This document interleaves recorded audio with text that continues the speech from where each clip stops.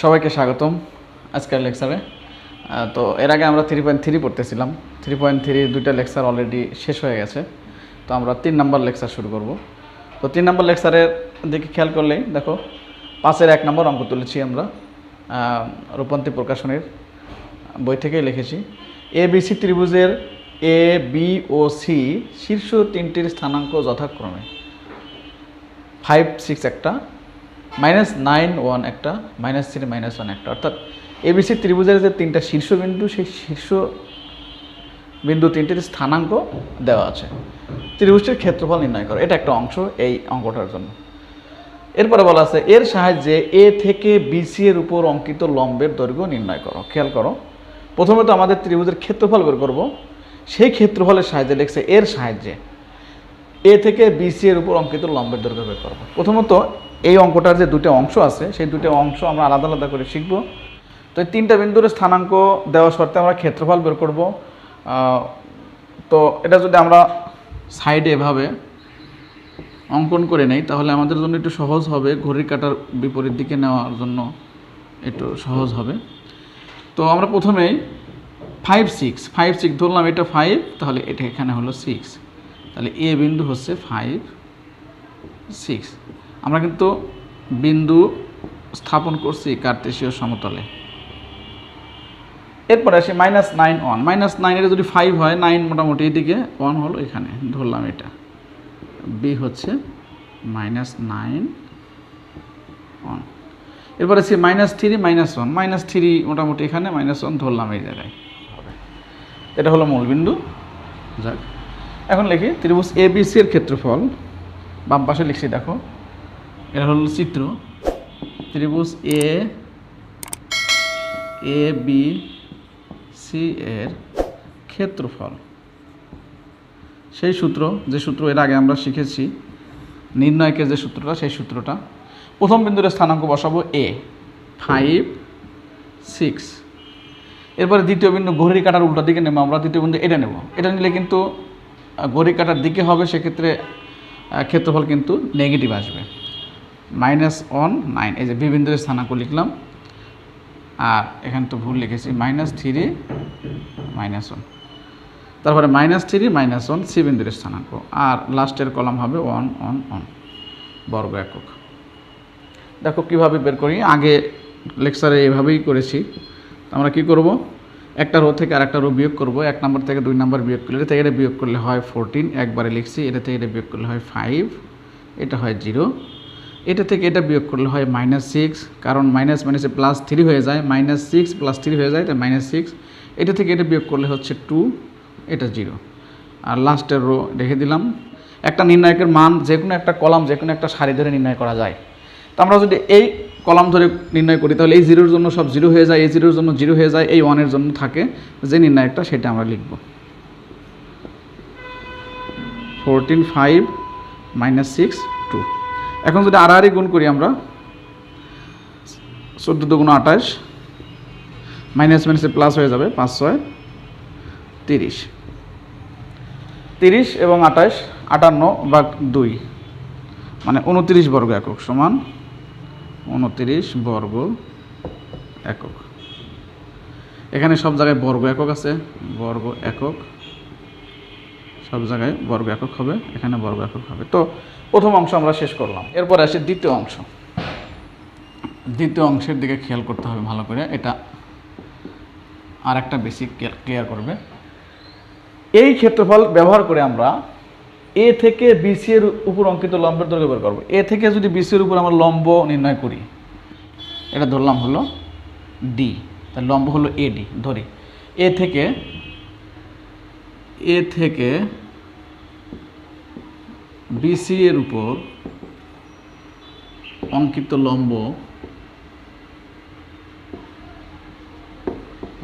লম্বের দৈর্ঘ্য AD। এখন আসি এই যে এক বিন্দু থেকে আরেক বাহুর উপর অঙ্কিত লম্ব আসলে ত্রিভুজের ক্ষেত্রে কি নির্দেশ করে ভালো করে, এর আগে আমি আলোচনা করেছি একবার, এটা কিন্তু রাফ আলোচনা জাস্ট। এটা একটা ত্রিভুজ আঁকলাম।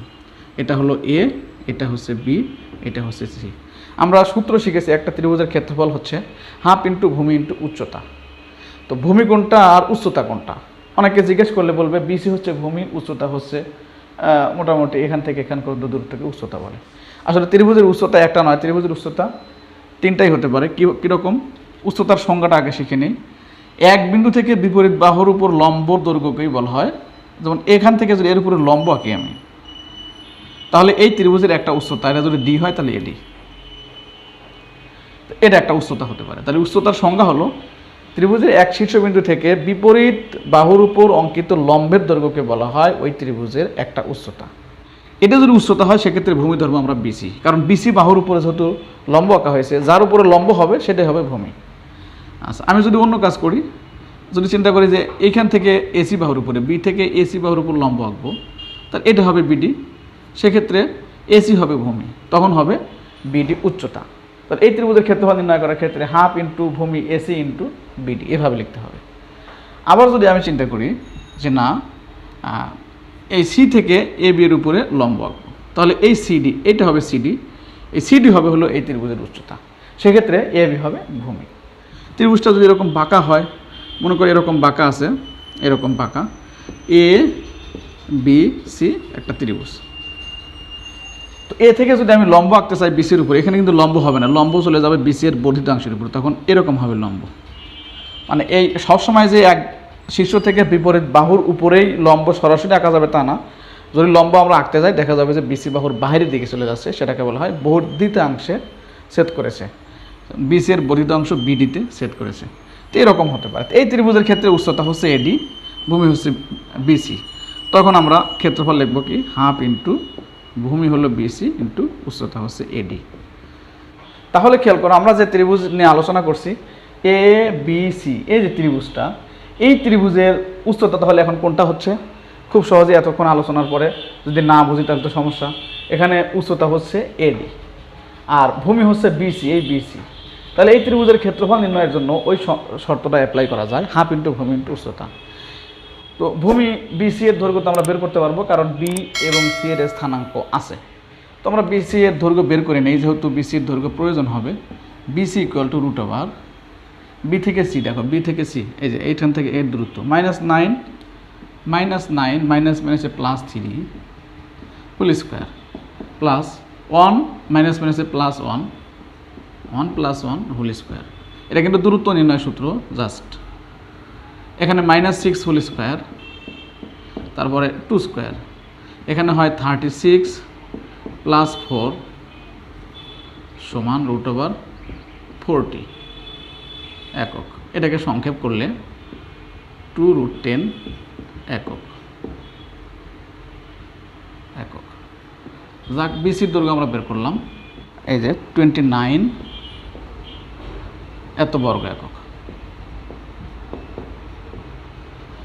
এখন একটু আগে যে বললাম ত্রিভুজের ক্ষেত্রফলের সূত্র, কিন্তু যদি বাহুর দৈর্ঘ্য দিয়ে আমরা সূত্র নির্ণয় করি তাহলে হাফ ইন্টু ভূমি ইন্টু উচ্চতা। তাহলে এই ত্রিভুজের ক্ষেত্রফল হবে হাফ ইন্টু ভূমি কোনটা? বিসি।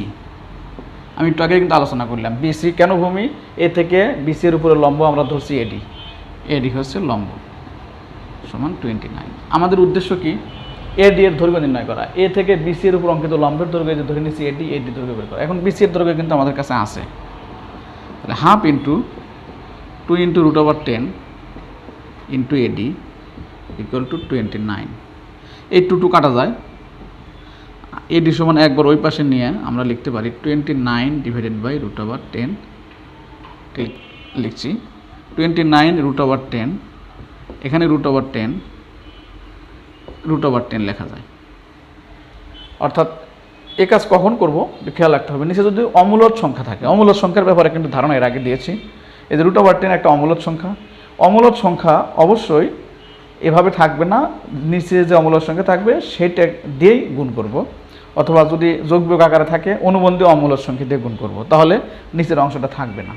তো √10 দিয়ে গুণ করেছি উপরে নিচে, এই √10 নিচে 10 হয়ে যায়, আর উপরে থাকে দেখো 29 √10 আর নিচে হচ্ছে 10 একক অ্যান্সার।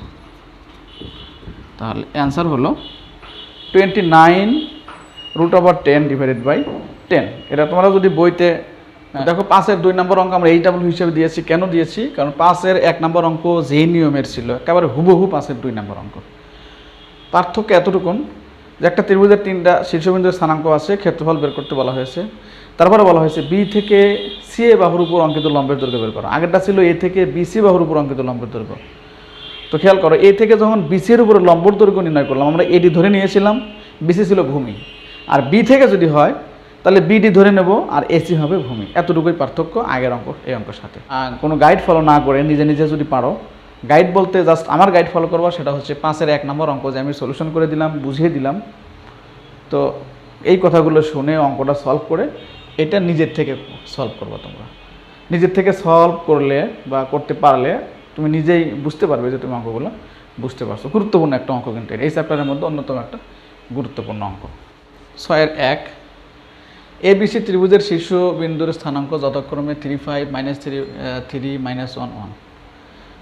ত্রিভুজের 3 শীর্ষের স্থানাঙ্ক দেওয়া আছে। একবারে কমন কথা আগের অঙ্কের মতোই।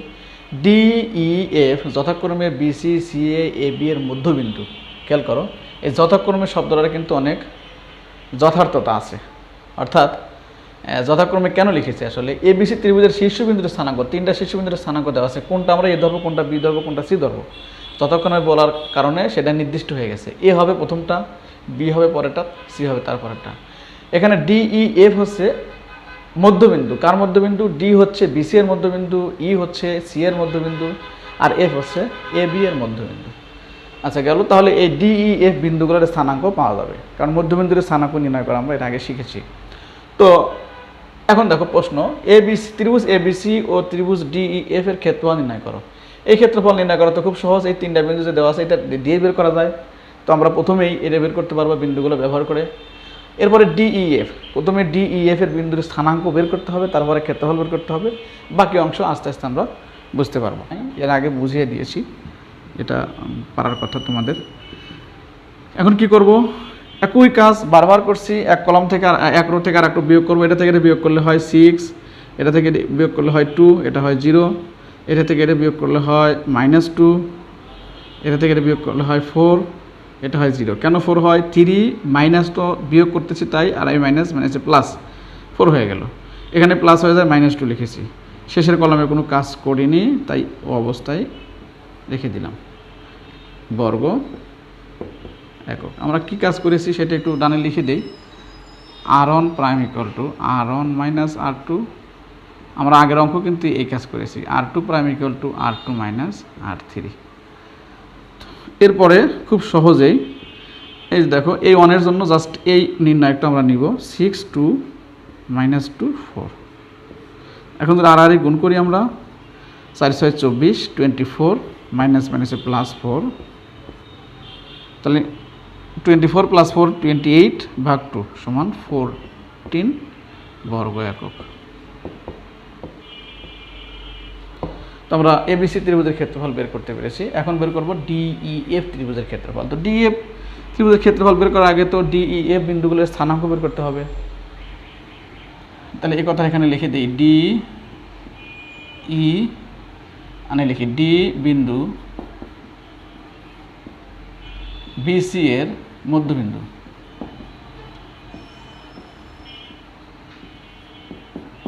সুতরাং ডি বিন্দু কি হবে? ডি এখানে বের করি, 3 -1 ডিভাইডেড বাই 2, আবার 3 -1 ডিভাইডেড বাই 2। যোগ করে 2 দিয়ে ভাগ, কিন্তু আমরা বিয়োগ লিখলাম কেন? আসলে এখানে যে বিয়োগ চিহ্ন আছে তাই। তাহলে এটা হবে ডি -4/2 -2 2/2 1। তাহলে ডি বিন্দুর স্থানাঙ্ক আমরা পেয়েছি। আবার ই বিন্দু লিখি, ই বিন্দু কোন করে বের করব? সি এর মধ্যবিন্দু। এ এবং সি যে আছে, এ এবং সি দুইটা যোগ করে 2 ভাগ, 3 -1, এই যে 3 -1 ডিভাইডেড বাই 2, আর 5 -1 ডিভাইডেড বাই 2। এটা খুব সহজেই আমরা বের করতে পারবো। ই হলো 2/2 হচ্ছে 1, আর এখানে 4/2 হচ্ছে 2, 1 2। এই বিন্দুর স্থানাঙ্ক হচ্ছে 1 2। আবার আমরা বের করব এফ বিন্দুর স্থানাঙ্ক। খেয়াল করো, এফ বিন্দু কিসের মধ্যবিন্দু ছিল? প্রশ্নের দিকে খেয়াল করলে বুঝতে পারবে সবাই। এফ বিন্দু হলো এ বি এর মধ্যবিন্দু, এ বি এর মধ্যবিন্দু। তাহলে স্থানাঙ্ক কী হবে? 3 কে গড় করবো, দেখো 3 - 3 ডিভাইডেড বাই 2, 5 + 3 ডিভাইডেড বাই 2, 4, অর্থাৎ 5 + 3 8 ডিভাইডেড বাই 2 4। তাহলে DEF বিন্দুর স্থানাঙ্ক আমরা পেয়েছি। এই যে DEF, এই তিনটা বিন্দু কাজে লাগিয়ে আমরা ক্ষেত্রফল নির্ণয় করব এখন। সুতরাং হাফ, তিনটা বিন্দুর স্থানাঙ্ক নিচ্ছি, দেখো -2 1 1 2 0 4 1 1 1 বর্গ একক। আগের মতোই আমরা ABC যেভাবে বের করছি সেভাবে বিয়োগ করছি, খেয়াল করো। -3 আর -2 গুণ করে 6 হয়, এটা গুণ করলে -1, মাঝের মাইনাস আছে +1, তাহলে এটা হয়ে গেল 7 ডিভাইডেড বাই 2 বর্গ একক। তাহলে ত্রিভুজ ABC এর ক্ষেত্রফল হলো 14 বর্গ একক এবং ত্রিভুজ DEF এর ক্ষেত্রফল হলো 7/2 বর্গ একক। এই যে ABC আর DEF এর ক্ষেত্রফল এরা হলো। আর একটা অংশ আছে, অংশটা ইকুয়াল টু কিন্তু 14 বর্গ একক, আমরা একটু আগে মুছে দিলাম। তো প্রমাণের মধ্যে দেখো 4 আছে সামনে, আমরা এখানে একটা 4 দিই। এখন কত দিলে এই 14 হয়? সহজেই কিন্তু 7/2, দেখো 2 দিয়ে কাটা গেলে 2 থাকে, 7 × 14 মিলে যাচ্ছে। আচ্ছা 4 রেখে দিলাম। এই 7/2 সমান কিন্তু এই যে ত্রিভুজ DEF, সুতরাং ত্রিভুজ ABC এত প্রমাণিত। এটা আবার অন্যভাবে আসতে পারে, এটা যদি চেঞ্জ করে আসে, যে প্রমাণ করো যে ত্রিভুজ ABC অনুপাত ত্রিভুজ DEF = 4:1। খেয়াল করো, এই কথা বলা, যে কথা উপরের লাইন বলা একই কথা।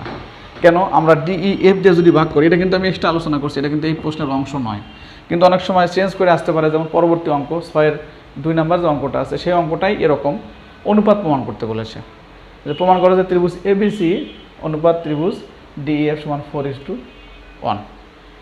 তো এখান থেকে কিন্তু আমরা সহজে বুঝতে পারি এই লাইন আর এই লাইন কিন্তু একই। এই লাইনকে যদি আমরা ভগ্নাংশ আকারে লিখে আর গুণ করলে এইটাই পেয়ে যাব। তো এই প্রমাণটা ওইভাবে আসতে পারে। এখানে DEF বিন্দুটা কিভাবে দেওয়া আছে? এই বাহুগুলোর মধ্যবিন্দু। এই শর্ত কাজে লাগিয়ে কিন্তু আমরা DEF বিন্দুর স্থানাঙ্ক বের করেছি। তো পরের অঙ্কটাতে এই মধ্যবিন্দু না বলে অনুপাত দেওয়া থাকবে, অনুপাত বের করে নিয়ে যেমন 2:1 বা 3:1 অনুপাত দেওয়া থাকবে, সেই অনুপাতটা ব্যবহার করে আমাদেরকে DEF বিন্দুর স্থানাঙ্ক বের করে নিয়ে তারপরে বাকি কাজগুলো করতে হবে। এটাও তোমাদেরকে কাজ দেবো, তারপরেও প্রশ্নটা আমি তুলে দিচ্ছি, তুলে একটু আলোচনা করে দিচ্ছি। পরবর্তী প্রশ্নটা জাস্ট আলোচনা করার জন্য বা বোঝানোর জন্য আমি সংক্ষেপে লিখেছি, একটু খেয়াল করো। 6-2 ABC তিনটা বিন্দুর স্থানাঙ্ক, এটা দিয়ে একটা ত্রিভুজ উৎপন্ন হবে। এরকম ধরো ত্রিভুজ উৎপন্ন হলো, আমি এমনি বোঝানোর জন্য এভাবে লিখছি, হলো। এরপরে বলছে DEF বিন্দুগুলো এমনভাবে আছে যে এই DEF তিনটা বিন্দু তিনটা বাহুর উপরে আছে। কিভাবে আছে?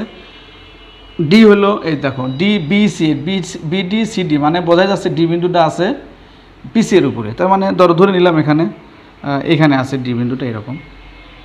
আবার CEA, তার মানে CA বাহুর উপরে E আছে, ধরো E ধরে নিলাম এরকম।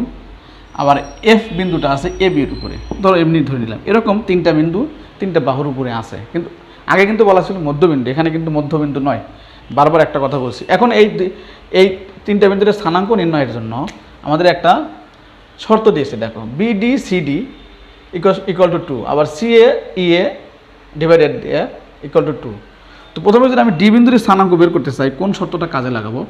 এই যে BD divided by CD = 2, BD divided by CD = কিন্তু 2। তাহলে এখান থেকে আমরা এই যে BD এইটুকু আর এটুকুর অনুপাত বের করতে পারবো। এর মানে কিন্তু 2/1, তার মানে BD অনুপাত CD = 2:1। এই যে ডি বিন্দুটা BCকে 2:1 অনুপাতে অন্তর্বিভক্ত করলো, এই কারণে কিন্তু আমি একটু আগায় দিছি আগেই। এই অনুপাত ব্যবহার করে আমাদের ডি বিন্দুর স্থানাঙ্ক বের করতে হবে, সেই 3.2-তে আজ আমরা শিখেছি সেইভাবে। আমি এখানে একটু দেখাই। ধরো এই বিন্দুর স্থানাঙ্ক কীভাবে বের করবো। ধরলাম এই দুই বিন্দুর স্থানাঙ্ক ধরো এখানে ধরলাম আলফা 1 বিটা 1, কারণ তিনটা বিন্দু যেহেতু আছে, তাহলে আলফা 1 কীভাবে হবে, এই দুইটা যোগ হবে 2 + 1। এখন এই যে x2 হচ্ছে -2 আর x1 হচ্ছে হইল 13, এই যে বসালাম। এভাবে ক্যালকুলেশন করে আলফা 1 বের করবো, বিটা 1 বের করবো, এভাবে কিন্তু ডি বিন্দুর স্থানাঙ্ক বের করব। তারপরে এই বিন্দুর স্থানাঙ্ক একইভাবে বের করবো, এইটা থেকে এটা, তাহলে হবে সি এ, এই যে সি এ এটুকু হবে এমন, এটুকু কিন্তু 2 আর এটুকু কিছু 1, এটা হবে 2:1। আবার এটাও এ এফ, এ বিন্দু কিন্তু প্রথম বিন্দু ধরতে হবে, খেয়াল রাখতে হবে সি এ যখন বলা হচ্ছে 2:1, তার মানে এই সি থেকে ই বিন্দুর দূরত্ব হলো 2, আবার ই থেকে এ বিন্দুর দূরত্ব 1, সেক্ষেত্রে এই সি কিন্তু প্রথম বিন্দু হবে x1 y1। কারণ প্রথম বিন্দু এই কথা বলার কারণ হলো এখানে সূত্র অ্যাপ্লাই করার সময় প্রথম বিন্দু দ্বিতীয় বিন্দু আগে নির্ণয় করতে হয়। এভাবে ডিই এফ বিন্দুর স্থানাঙ্ক বের করে নিয়েই, এই যে এইটা ব্যবহার করে বের করে নিয়ে আমরা এই দুটো ক্ষেত্রফল বের করব। তারপরে এই অনুপাত সংক্রান্ত কথা তো আমি এর আগের অঙ্কে 6-1 নম্বর অঙ্কে বুঝিয়েছি। এই লেকচারের লাস্ট অঙ্ক 8 নম্বর। দেখো ত্রিভুজ ও পি কিউ এর শীর্ষতয় ও পি কিউ কিন্তু মূল বিন্দু, যে কারণে দেওয়া আছে ও 0 0। পি বিন্দুর স্থানাঙ্ক হচ্ছে এ কজ আলফা মাইনাস এ সাইন বিটা, আর কিউ বিন্দুর স্থানাঙ্ক এ সাইন আলফা এ কজ আলফা।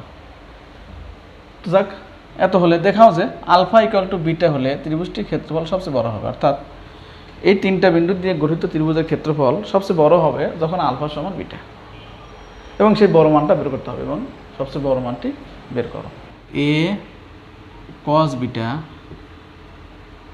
মাইনাস এ সাইন বিটা এ কজ আলফা না সাইন আলফা এ কজ আলফা, লাস্টের কলম হবে 1 এটা তো আমরা জানি, এত বর্গ একক। একটু খেয়াল করো কি করলাম, একটা এর তো নির্ণয়, পুরোটা নির্ণায়কের মান বের করার জন্য যে কোনো একটা কলাম বা যে কোনো একটা সারি দিয়ে নির্ণয় করতে হয়, সেটা তোমরা ম্যাট্রিক্স নির্ণায়কের চ্যাপ্টারে শিখেছো। তো সেই জন্য একটা কলামের দুইটা মানকে শূন্য বানালে বাকি মানটা বের করা সহজ হয়, এই শর্তে আমরা একটা থেকে একটা বিয়োগ করেছিলাম আগের অঙ্কগুলোতে। তো এখানে আমরা দেখতে পাচ্ছি যে একটা সারিতে, প্রথম সারিতে এই দুইটা সংখ্যা শূন্য দেখাই যাচ্ছে, তাহলে আর বিয়োগ করার প্রয়োজন নেই। আমরা এই 1 দিয়ে, এই 1 হলে এই রো এবং এই কলাম বাদ যায়, বাকিগুলো থাকে, সেইগুলো আমরা নিয়েছি। এখন আমরা এটা ক্যালকুলেশন করি, দেখি তো কি আসে।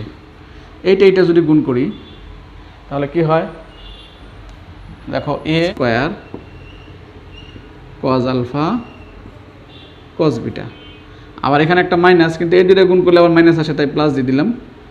এ square sine alpha sine beta, a স্কোয়ারটা কমন যায়, কমন নিলে cos alpha cos beta plus sine alpha sine beta.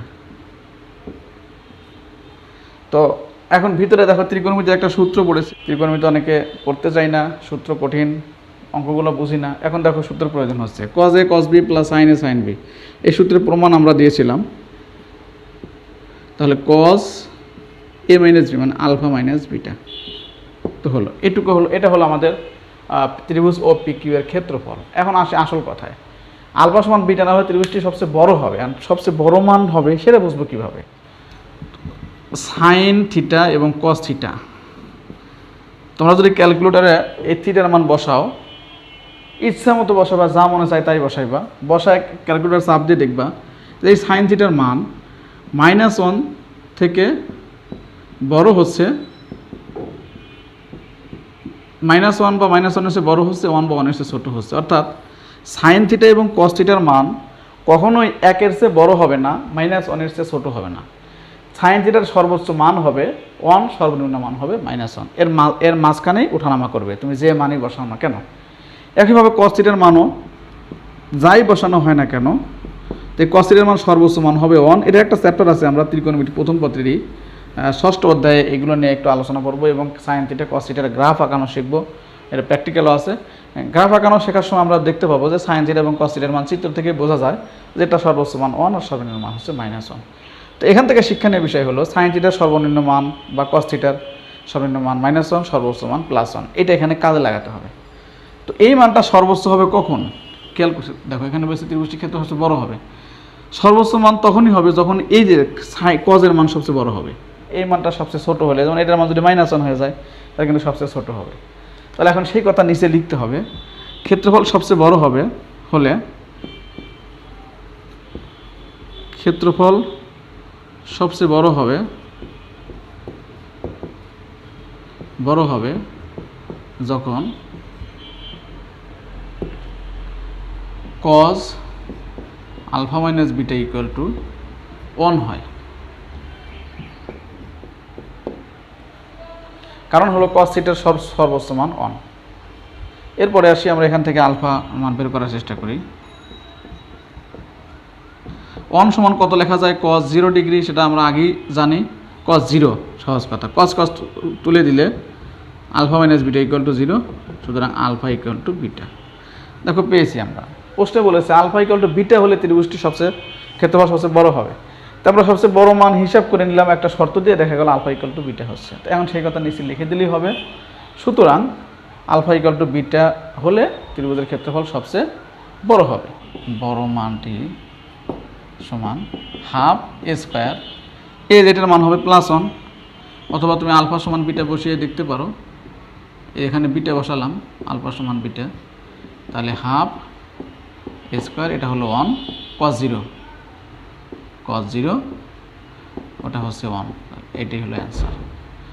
তো এই অঙ্কটা গুরুত্বপূর্ণ। এই যে আলোচনাটা করলাম, এই জন্য কিন্তু অঙ্কটা করে দিলাম আমি। না করে দিলে হয়তো বা অনেকের জন্য কঠিন হতো, তাই আমি সলভ করে দিলাম। তো আজকের ক্লাস এ পর্যন্তই।